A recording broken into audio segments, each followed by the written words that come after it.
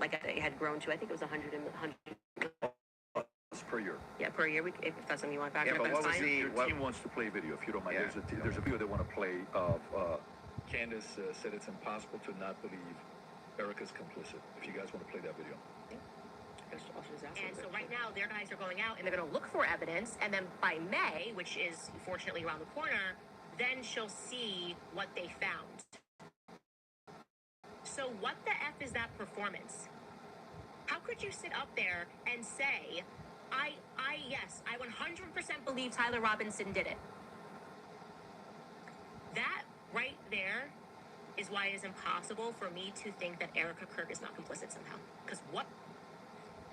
Those two thoughts actually don't even follow. How would it be the case that even if Erica Kirk did believe that Tyler Robinson was 100% responsible for the death of Charlie Kirk, let's say she believed it with every fiber of her being, believed all the evidence, because she did. She just actually did. Would it then follow that somehow she's complicit in his death? I didn't say complicit in death. You added those two words. Okay, it's what's she complicit in? Yes, so sowing this narrative that Tyler Robinson is guilty. So you're chopping up clips. Like I said, you didn't have the confidence to come into debate, so now you're chopping it up. What does complicit mean? We are showing a clip of her on Barry Weiss, which I can't remember the date that she did that interview. And Erica, when she is asked, do you feel with 100% certainty that Tyler Robinson did this? And she says, I do. Then, again, context matters. I sit down with Erica for 4 hours under the assumption that she had some evidence, right? I'm like, this is why I did not engage in any, Erica, everyone's questioning what she's wearing and all this stuff. I was like, I'm going to wait here because, I don't know, just it feels weird to think that, did I think that some of her mannerisms were weird and stuff like that? Yeah, but that's not, you can't convict somebody on weird mannerisms. And then when I sat down with her, and I was expecting for her to say, well, I'm obviously the victim on the case, and we got to see the shot, taken, or this or that, whatever it is. Great. That's why that's why she has that much confidence 2 months ago. And when I sat down with her, it was nothing. It was nothing. Okay, so this is a conversation. How would that make her complicit? Complicit? Again, you said complicit in the death of Charlie Kirk. Complicit in what? Well, if you let me finish my sentence, I could tell you that. But my point being is that then you take a look at this and you go, okay, well, this is weird. Why would you have this confidence? And then when you sit across from somebody and you say, okay, great, I want to go out there and defend you now. I want people to know that you can't say this stuff publicly, but you know more things. And she just blanks. And then she says, well, I'm going to call the lawyer. And she called the lawyer. Again, all this is on my show. So out of context clips is not going to work because I know what I say on my show. Okay. So we call her lawyer, and her lawyer says to us, she calls him on the phone, pardon me, and it's me, her, and Justin Strife. And I'm like, okay, great. What do you guys have? He goes, well, we don't have anything yet. We're not at that phase yet. And I'm like, well, what do you mean you don't have anything? And he says, well, don't you know how it works? It's a probable cause hearing. So basically the state says that they're going to bring this forward, and now our people go out and they look for the evidence to assert that Tyler Robinson is guilty. And so I asked her directly, her lawyer directly, the phone's in between us. I'm like, wait, so just so I'm clear, you haven't seen anything that the public hasn't seen? And he says no. So I'm going back in my head and I'm going, okay, so why is Erica saying with such a degree of certainty, like she was sent out to convince the public, and people bit, by the way. I remember even Megyn Kelly was like, let's wait. She's going to have access to things. I did think she had access to things that we didn't have. Why express that confidence to the public as opposed to just being like, we don't know yet. I feel confident he's involved. They made the arrest. I don't understand. How would any of this make her complicit? And in what? Guys, I've already told you it. She's 227 key people watching. This is so. This is overwhelming. Killed Kirk. If she believes that, how would that be complicit in anything? I do. Are you saying that you think she doesn't believe it? I don't believe that at that stage she sat down with Barry Weiss that's what she believes. No, but that's my opinion. Right, but so when you just say complicit, you just mean she believes that Tyler Robinson killed Kirk? That's it? That's what we were talking about. That's why I said if your strategy was to dice up clips and take it out of context and make it seem like I said she was complicit. Everything. Yeah, but then why not just play the full thing? Like why? Because we don't have infinite amounts of time. I'm guessing you probably don't want to watch. I'm going to go back to my theory that you didn't feel confident that you could defend your claim that there's overwhelming evidence. now you're trying to move towards doctored clips and getting Well, me to there's no respond to doctorate it. anything. I'm just making sure that we got this right. Yes, That what you're actually saying I is do that believe that Erica is just Erica was, complicit in believing it. when I re-examined her actions backward, because I did not have this perspective of her at the beginning, which is why it's so funny to me that you guys make it seem like I'm ground zero. People thought Erica was sus from day I forgive him, and I was not a part of that. I did not lean into that. I did not contribute to that. I was getting actually terrible messages from my fans being like, Candace, you and Charlie always say to go with your intuition. You won't address this, how we all feel about her. Things changed for me when I saw that Zoom call. I will tell you that for sure. And the fact that she lied to me. So I sat across from her and, I wanted to have that conversation publicly, but they're probably grateful they didn't do it publicly. She told me some lies. And so the next thing that happens naturally when somebody lies to you, when any person lies to you, whether it's a toddler, people only lie when they're trying to obscure something else. Have you addressed what that lie was? Yeah, I've talked about, we have a list of lies that we've been told by Charlie. We can find that, I'm sure. In the meeting with her? Well, no, I didn't want her to cage up. I didn't want to do this, and because I didn't know what to expect. Like I didn't know if she was going to be like, I'm so overwhelmed with everything, and I don't know who to trust the organization, and I don't know what I'm doing. Like I didn't know.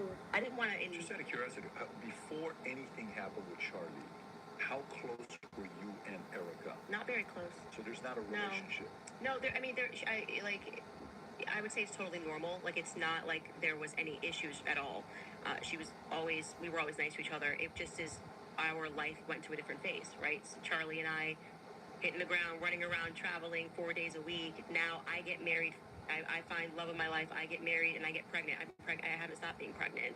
And what you want out of life changes. You don't want to be running around for 4 days a week and traveling on a plane nonstop. You suddenly want to start building at home and live. I was desiring that suburban life. Did you guys ever do the double dates? You, George, her, and Charlie? Was there ever double dates between the four of you? I was engaged to George quickly. We were planning our wedding. I was kind of in my bubble with George. George traveled with me and Charlie, but Erica and him were just starting to date at the beginning of 2019. George and I were planning our marriage, so George really got to know Charlie.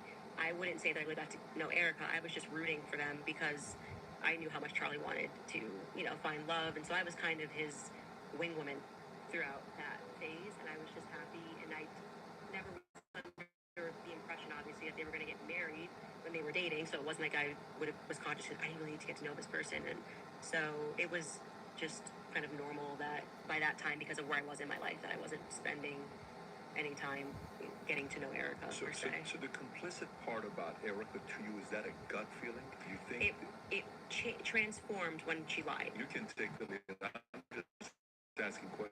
Yes. I don't. I actually don't. I still don't understand what you think she's complicit in. Yeah. So when I say Erica's complicit, that's my opinion. When you tweeted Erica's too retarded to kill her husband, would you like to explain how you developed your evidence, your positive evidence for the fact that Erica was retarded?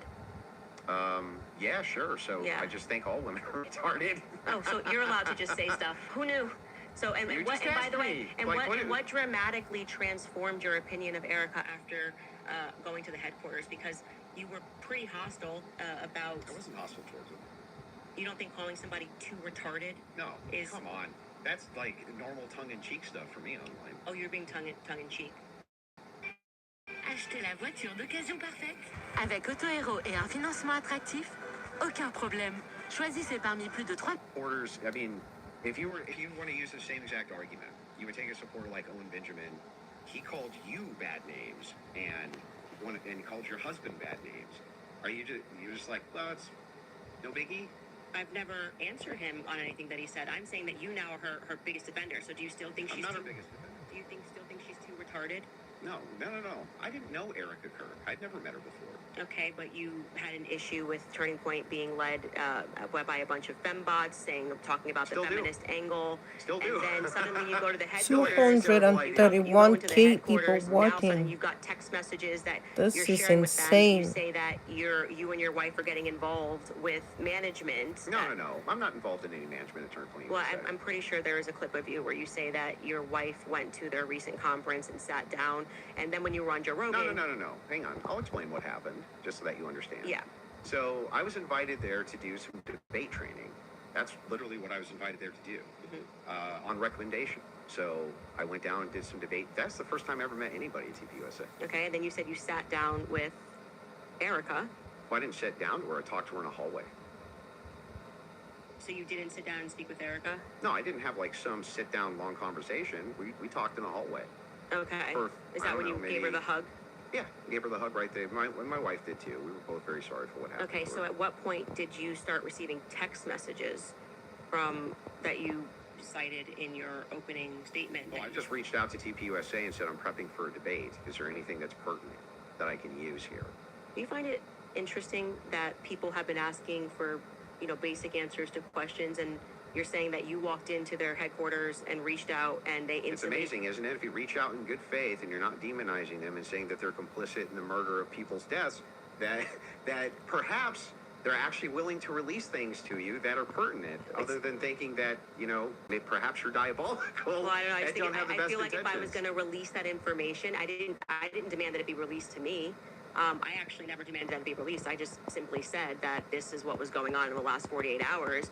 Maybe to the media they could release it. They could release it to PBD. They decided to release it to a guy that called Erica too retarded in June. So what? Yeah, I just think it kind of shows that Turning Point is sending you as their horse. Well, I don't know where They don't have the know courage where to you- have the conversation. Like, I don't If they see were this- just releasing something in Let good me ask faith you a to question. answer questions, Do you have any I've never evidence of that demanded. claim? It's not evidence. No. You're sharing your opinion No. that she's too retarded. I can't share my opinion that I think it's going Well, to I never register met as the chick. really obvious to the public. That rather than presenting that throughout the course of everybody wanting to know what Charlie was going through his last days, they decided to give it to you to come to my house as some sort of a surprise. Well, do you think the public's not smart enough to see through that? Do you think that if you Talking know about terrible PR. if you know that there's a huge debate that's coming out that's going to be probably one of the most viewed that year, and one of the debaters calls you and says, I'm taking this position, this is the position that I feel like there's the most evidence for, and Candace also agreed to answer many of my questions in regards to this. So if you got pertinent evidence here that I can use, I'd definitely like to take a look. What is the... It was actually amazing to me. It really was actually amazing to me how if you approach people in good faith and just say, hey, I'd actually like to know what the facts and details are around this, they actually do talk to you. It's amazing. Yeah, I just do not believe, that they are doing this in good faith. I don't believe that anything you have done is demonstrated that's in good faith. It demonstrates that you walked into Turning Point USA headquarters and came out a different man because you were critical of the organization. You were critical of Erica, and now you're sitting here going, Well, Candace, first I of want to all, interrogate you for an hour and a half about everything you've ever said Have you about ever been Erica. critical of somebody that you hadn't met and then you meet them and you're less critical of them? And the inverse has happened too. I was You're right, less critical exactly. about Erica, and now I'm more But I'm critical about her. but I'm asking you, isn't it the case that there's people you've been critical of and then you've met them and you're less critical after you meet them? Too retarded. I feel like if you think that she's dumb and let's just talk about your record. I mean, She's you're a dumb. person that has spent time. Oh my in what God. most people would term to be the manosphere, Candace. talking about Kind of. well, yeah, I debate against the against feminists. and red He's pillars, saying and a lot of the actual she's dumb. Christian ethicists. That's what he's I don't saying. think Go the on to ethics Joe position. Rogan and you're like soft explaining away why Erica had to take over Charlie's company when they don't have a parent at home. So now you're a feminist icon. Like you just go into the headquarters and you just shift all of your perspectives. That's a bizarre criticism. Like nobody's in the bigger girl boss position than you. Yeah, I'm actually You're the biggest of the girl boss positions. Like you don't have to do this. Okay. You just do this. You could definitely not do it at all and be fine, right? But you still do. I would say that you are making a comparison that cannot be compared because Not at all. Erica's husband was just assassinated in front of the world. Which The makes sense. Why parents- should we take the organization No, over? it makes sense why you would go home to your kids, just so you know. Wait a second. That's bizarre. Yeah, because they don't have a parent. They don't have a You wanna parent, and they've protect- just suffered a trauma. You don't Yeah. go into the office. You 6 want days to later. protect your husband's legacy, Yeah, right? no. And you're trying to find some The new legacy normal. is his children, not the organization. It's both. No, Yes, it is both. It's totally rational and reasonable to Nope. believe that it would be both Turning Point USA, that is part of Charlie Kirk's legacy. He worked his whole I life think this for is it. why people think she's sus. And his children. Now, for you, though, to say that anybody's a girl boss, right? I That's like the didn't- pot calling the came out kettle of- black. That came out of your mouth. No, that was you. You brought up girl boss. Girl boss came out of your mouth. Yeah, I'm telling you that you brought up this idea that I'm defending some feminist nonsense. I'm not. I'm pointing out that they're by the way, She's not qualified to take over his company. There's always objective outliers to each situation. In fact, it's the exception that proves the rule. And the interesting thing here is, like, I'm still just as critical of feminism inside of TP USA as I've always been. And I'm just as critical of any pro-Zionist position as I've ever been. None of that's ever changed. By the way, I would think it's the most rational, reasonable thing on planet Earth to do if you wanted to actually see an organization change, to try to work with leadership or reach out to leadership to try to do so. Doesn't that make the most amount of sense? I would like to state for the record that I think Erica is underqualified from to run the organization. Sure. And on the more emotional aspects, I agree with what seems to be a majority opinion. I'm not gonna say it's scientific, that any woman that would leave her kids and go right into the office after their husband was publicly assassinated does not have their priorities straight. Okay, well, I understand that you can have those criticisms, but I'm not understanding still how that would make her complicit. I don't have to keep answering the same question. Okay, so let's feel like you got an answer to how it's complicit. Your team is asking to play a clip, so if we want to play this clip to just finish this segment on the Erica Kirk topic, we can spend some time on that as well. Okay. So if you guys are ready in the back, we're ready. And causing that 30-06 diameter, as would happen with a patent explosives, as we've demonstrated to you in the past, it accidentally, because of how Charlie was crouched, went up and hit his neck. And that ruined everything. That ruined everything. It was problematic. It's the reason why Terrell then had to scramble to get the cameras down, because they were never supposed to see it. They could have said reasonably that a 30-06 got eaten by Charlie, much more reasonably, obviously, than saying that the chicken bones in his neck stopped it because he ate vegetables. They panicked. That's why Terrell was nervous on the phone with me. Again, this is my theory, and I am now very much sticking to it. Okay? They panicked. It's the reason Erica had to step out.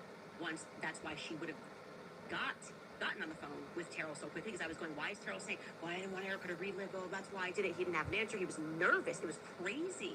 But he acknowledged it. He spoke to Erica immediately. Why did you speak to Erica immediately? Do you believe that there was a shape charge that killed Charlie? Hey, can I ask you why you keep starting clips mid-sentence? Probably to get to where the clip is. No, it doesn't seem that way, because you can always start clip at the beginning of a sentence. Like, you're just it's completely out of context. Wait, I didn't compare the clips, but I didn't, but it's fine to ask it to back it up. Like I said, I don't need to say what's happening here because the internet will clock it. But in this episode, we are now going, and that's why I said we're now going to look at some alternative theories. I made it very clear that this was a theory that I didn't want to look at. This is, I believe, because I don't have every episode in my head, but I'm pretty sure this is an episode where we presented the evidence that was in the car, the photos of what was in the car, right? And so we are now inferring off of what we see in the car that this very much does look like that we see a bunch of shattered Rode microphone, which was an early theory that I was actually interested in, but couldn't really wrap my head around what was the shape charge explosive. As I say at the beginning of the episode, it was just not my expertise, and I was concerning myself with timelines and stories and statements that didn't make sense. Without question, Terrell Farnsworth is someone who made me think that we were missing a big part of the story. So I'm walking them through John Bray's theory. If we started to insert what we are actually observing with the evidence that we're taking a look at and what took place that day. So we're completely in the hypothetical right here. And you're now introducing this. If that's the case, if you're just hypothetically exploring it, that's why I'm just asking directly. Yes, but that's obvious when you watch this episode. So that's why it feels like I'm in the middle of an interview with CNN when they pull up random clips and they're like, "What's this? What's this?" You watch the episode, you know what it is. I'm just trying to make sure. Do you think that your alternative theory? I think John Bray's theory should be explored. Yes. Okay. Do you think that Charlie Kirk was killed with an explosive? I think that is a possibility. Yes. Okay. And it should be explored. He's done a lot of work on it. John Bray has done good work, and I think that's why that theory is now starting to gain steam since we released the second set of the photos of what was in the car. I think it's viable. So this was the big thing I wanted to get into with you on the explosives too. Mm-hmm. what is it about that theory that's actually compelling to you? So I looked into the explosive mic theory multiple times, and the biggest thing that stood out to me is there's no explosion. there's literally no explosion. In fact, there's videos when the shot rings out that kills Charlie. At least it sounds like a shot to me. People are actually like looking up towards where the gun is being fired. They're looking away from where the sound is. Like, where's the actual explosion? Well, for every person that you say looks away, there's going to be a person that was looking forward. We have former Marines that have gotten on and said, it looks like there's an explosion under his shirt, right? You obviously saw Rob O'Neill go on to, I'm forgetting which platform it was, where he said, this is the first thing I thought was it looked like. Rob O'Neill is the man that killed Osama. Yeah, and I think he's qualified to say what he believes he saw. We should actually, since they're pulling clips, we should run that clip of Rob O'Neill and what he said and what he observed and his experience. Yeah. So I'm going to take that, and also there were people who immediately spoke to the media that day who said the same thing, that they thought that something happened under their shirt. That was actually, if you go back to like my first episode when I was just observing what I saw with my eyes, I was asking the serious question. I was seriously saying, why is it like somebody shot him from underneath? Why is his shirt moving first? It doesn't make sense to me. And I'm not. That's because of air dispersal from the bullet. So whenever a bullet is shot, a projectile shot, you can actually 228K watching. Take like an empty box of ammunition and put it on the table, and then fire it near the muzzle, and that box will actually blow off the table. Okay, so question for you: does that box go sideways off the table? It can. It can. Yeah, it can. It depends on the dispersal. You 3,000 pounds of energy or 2,000 pounds of energy coming at you. That's how much it carries. Well, 30-06. 2,000 pounds of energy.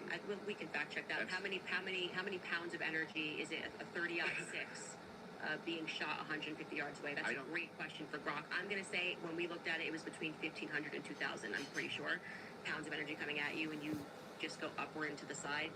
I don't really buy that.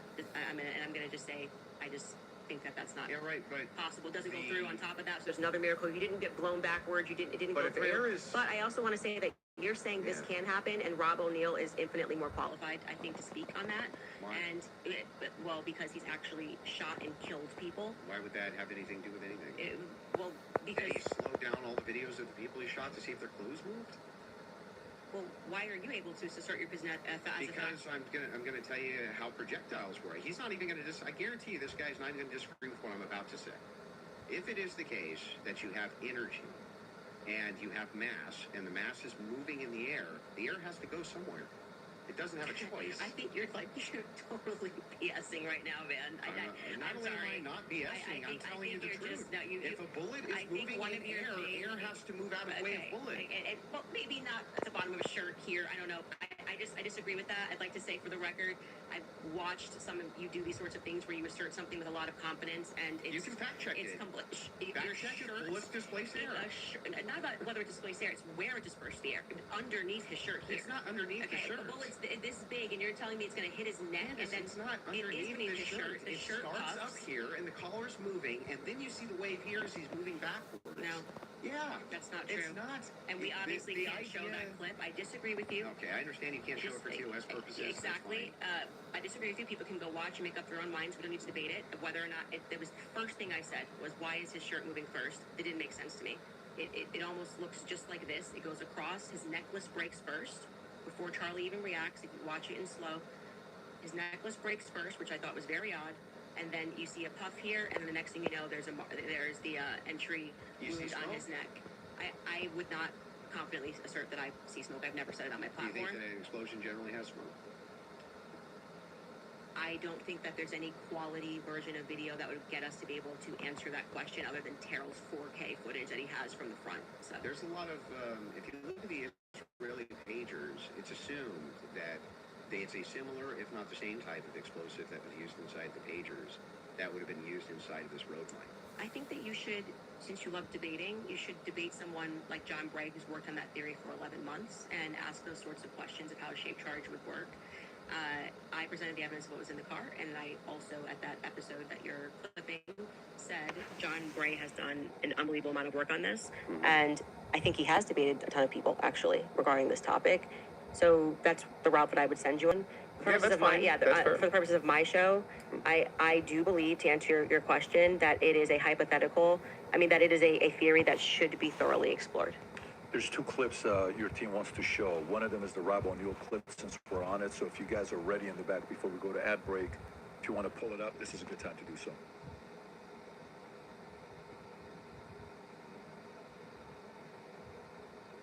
Good to see you, General Holt. You too. A lot of things bothers me about this. Nothing in particular, and it's not like I'm out there saying big lie or conspiracy or someone did it. I'm just saying I've been in a lot of shootings. I've killed more than a handful of people, and this thing looked shady off the bat. I mean, I've killed people closer than I saw the camera, and I've never seen a shirt move like that. That looks like an explosion to me. Just the fact that no one started doing first aid to Charlie Kirk, they were more concerned about getting SIM cards out of cameras, removing cameras, and then getting him off the X somehow. There didn't seem a lot of concern for his life. It seemed like just clean it up, and then, I mean, I've been told they paved it over a couple days later, and then you get Erica Kirk behind all the razzle-dazzle, and she's really quick to forgive the alleged shooter, which technically says that was him, because I forgive him, but that you can't forgive Candace Owens for having an opinion or asking questions, and they mock people by saying, "Oh, I'm just asking questions." Yeah, I'm a SEAL Team 6 sniper. I'm asking a lot of questions. No one wants to answer them. And you're able to. He's actually said very little about the explosive there. So I'm just saying he observed, he said he's shot people up close, Yeah. and he's never seen a shirt No move like dispute. that, and it looked to him like an explosive. That's what he just said. But when I play that video at full speed, I can't see a shirt moving. I can only see a shirt moving when we slow it way down. So if I'm in real time, I'm just assuming this, right? If I was in real time and I was in like a close quarters combat, you kill somebody situation, and I shot them, would you even see the shirt move? Well, I just feel like 5 minutes ago you were arguing that it was because the bullet carried air. Now you're saying you don't see the shirt move at all. Yeah, but that's, if you slow it down, the disbursement of air, that's where you're going. You've got a great idea. GoDaddy has the perfect domain name to go with it. And clearly it's not what he saw, and he thinks that there could be an explosive. So I'm just saying to you, When you, people disagree with you. Your opinion's not a fact. That's all. I I understand. think that's a good place for us to, if we have another break, and then we can keep answering your questions. Yeah, I mean, I think, yeah, sounds good. Perfect. We'll do a quick 3.5-minute ad break. We'll be back for the last segment. Cool. All right, thank you. All right, you guys, I want to tell you about Ethos, because life has a way